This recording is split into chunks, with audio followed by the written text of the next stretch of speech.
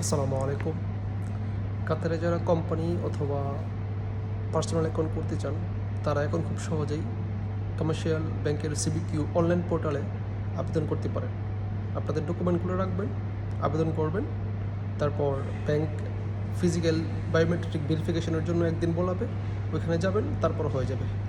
আর যারা যাদের ছোটো ছোটো কোম্পানি লাইক বাকালা, গ্রোসারি, সুপার শপ, এক শাটারের দোকান, বেশিরভাগ কোম্পানিতে এখন এগুলো হচ্ছে মাইক্রো ফাইন্যান্স কোম্পানি, সেখানে ডিপোজিট লাগে না, জিরো ডিপোজিটে আপনারা করতে পারবেন। এখানে কিছু সিস্টেম, কিছু প্রসিজার আছে, কোনো প্রশ্ন থাকলে করতে পারেন।